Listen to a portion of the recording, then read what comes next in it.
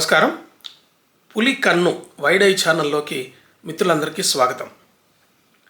మాధవీలత బాణం వీడియో వెనుకున్న రహస్యం ఏమిటి, ఎందుకనేది వివాదాస్పదమైనది, ఎందుకనేది కోర్టుకు వెళ్ళింది, తర్వాత నిన్న మాధవీలత గారు హైకోర్టులో తన వైపు నుంచి కేసు వేసుకున్నారు.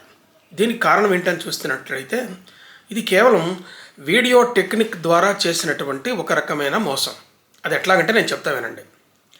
మాధవీలత గారు ఉత్సవంలో ఆ ఊరేగింపులో ఆమె సహజంగా అభినేత్రి నటన చేసేటటువంటి నాట్యకారిణి కాబట్టి ఆమె అభినయించింది. నిజానికి అక్కడ విల్లు లేదు, బాణము లేదు.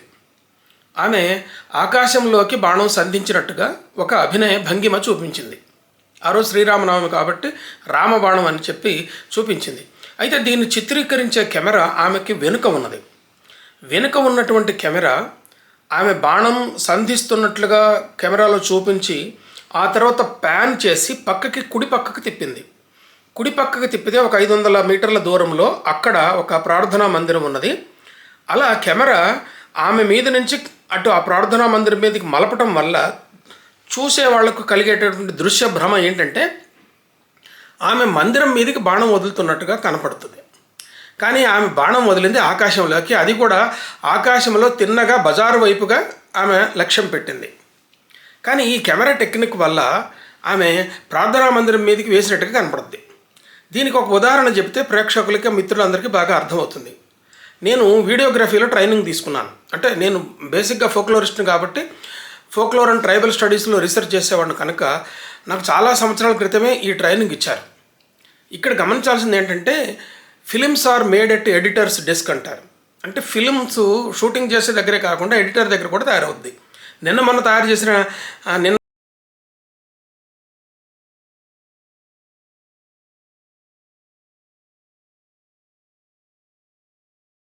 పక్క శూర్పణఖ ఉన్నది, ఎడం పక్క సీత ఉన్నది. రాముడు నవ్వుతూ ఉంటాడు, సీతను చూసి ఆయన నవ్వుతూ ఉంటాడు. నిజానికి రాముడు నవ్వుతూ ఉన్నటువంటి షాట్ ఒకటి అలా తీస్తారు. తీసిన తర్వాత అదే కెమెరా లెఫ్ట్కి తిరిగి సీత వైపు కెమెరా చూపిస్తే అప్పుడు ప్రేక్షకుడికి ఏం అర్థం అవుతుందంటే రాముడు సీత వైపు చూసినట్టు నవ్వినట్టుగా అర్థమవుతుంది.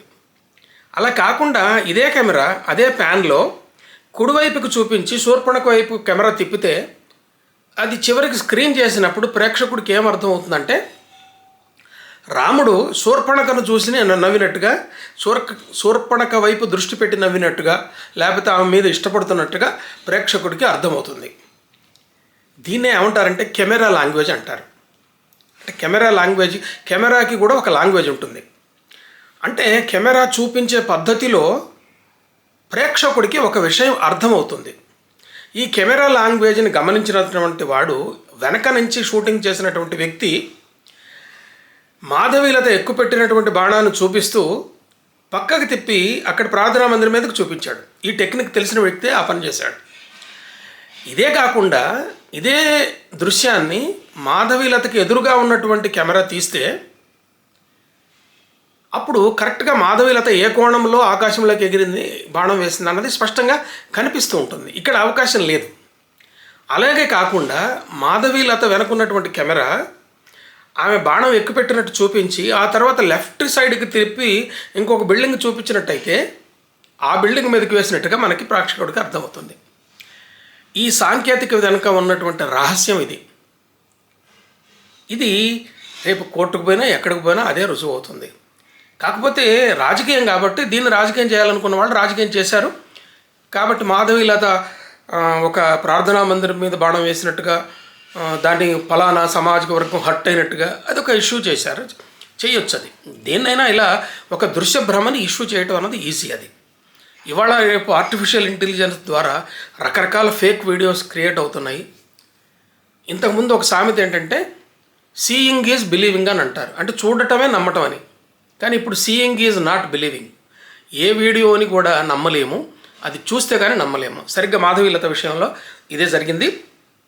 మిత్రులారా, ఇలాంటి సామాజిక సాంఘిక చర్చల కోసం అట్లాగే రాజకీయ చర్చల కోసం పులి కన్ను వైడ్ ఐ ఛానల్కి సబ్స్క్రైబ్ చేయండి. ఈ వీడియో మీకు నచ్చితే లైక్ చేయండి. నమస్తే.